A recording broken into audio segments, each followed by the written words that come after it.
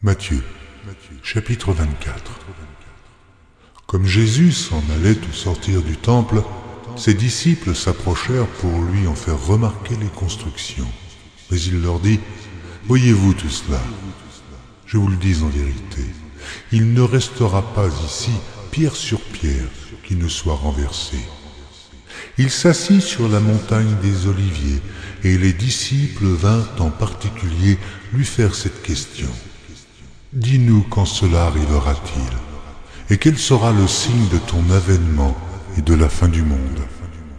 Jésus leur répondit, « Prenez garde que personne ne vous séduise, car plusieurs viendront sous mon nom, disant, « C'est moi qui suis le Christ », et ils séduiront beaucoup de gens. Vous entendrez parler de guerre et de bruit de guerre, gardez-vous d'être troublés, car il faut que ces choses arrivent. Mais ce ne sera pas encore la fin. Une nation s'élèvera contre une nation, et un royaume contre un royaume. Et il y aura en divers lieux des famines et des tremblements de terre. Tout cela ne sera que le commencement des douleurs. Alors, on vous livrera au tourment, et l'on vous fera mourir, et vous serez haïs de toutes les nations à cause de mon nom. Alors, aussi, plusieurs succomberont, et ils se trahiront, se haïront les uns les autres. Plusieurs faux prophètes s'élèveront, et ils séduiront beaucoup de gens. Et, parce que l'iniquité se sera accrue, la charité du plus grand nombre se refroidira. Mais celui qui persévérera jusqu'à la fin sera sauvé. Cette bonne nouvelle du royaume sera prêchée dans le monde entier pour servir de témoignage à toutes les nations. Alors viendra la fin. C'est pourquoi, lorsque vous verrez l'abomination de la désolation dont a parlé le prophète Daniel établie en lieu saint, que celui qui lit fasse attention.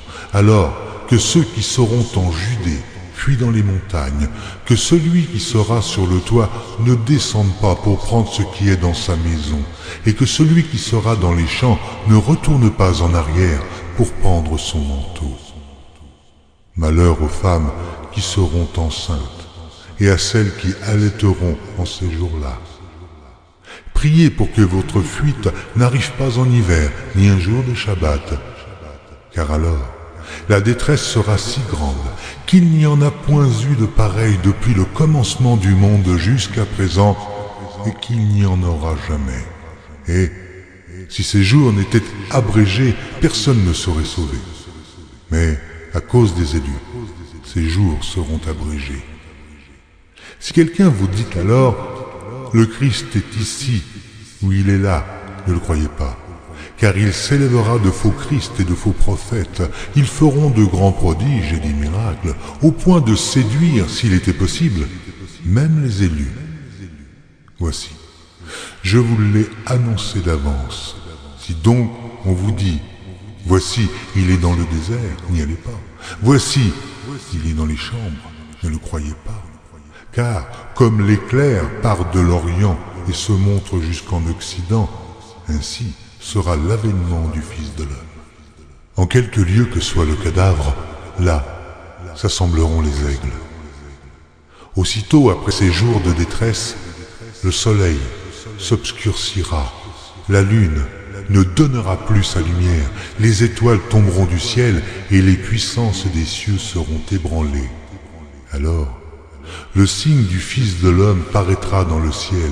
Toutes les tribus de la terre se lamenteront et elles verront le Fils de l'homme venant sur les nuées du ciel avec puissance et une grande gloire.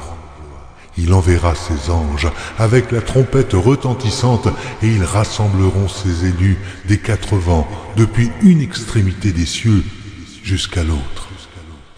Instruisez-vous par une comparaison tirée du figuier. Dès que ses branches deviennent tendres et que les feuilles poussent, vous connaissez que l'été est proche. De même, quand vous verrez toutes ces choses, sachez que le Fils de l'homme est proche, à la porte. Je vous le dis en vérité, cette génération ne passera point que tout cela n'arrive. Le ciel et la terre passeront, mais mes paroles ne passeront point. Pour ce qui est du jour et de l'heure, personne ne le sait, ni les anges des cieux, ni le Fils, mais le Père seul. Ce qui arriva au temps de Noé arrivera de même à l'avènement du Fils de l'homme. Car dans les jours qui précédèrent le déluge, les hommes mangeaient et buvaient, se mariaient et mariaient leurs enfants, jusqu'au jour où Noé entra dans l'arche, et ils ne se doutèrent de rien, jusqu'à ce que le déluge vînt et les emporta tous.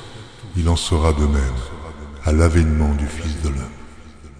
Alors, de deux hommes qui seront dans un champ, l'un sera pris et l'autre laissé. De deux femmes qui moudront à la meule, l'une sera prise et l'autre laissée.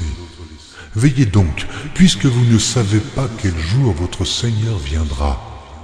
Sachez-le bien, si le maître de la maison savait à quelle veille de la nuit le voleur doit venir, il veillerait et ne laisserait pas percer sa maison.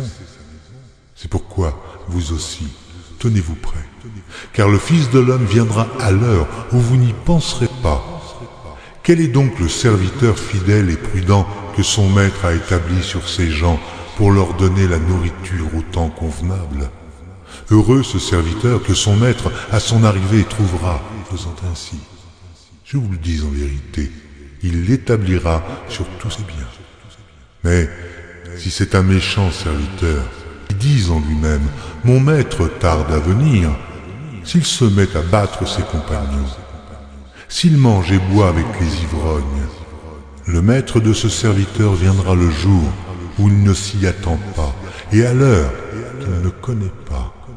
Il le mettra en pièces, et lui donnera sa part avec les hypocrites. C'est là qu'il y aura des pleurs et des grincements de dents.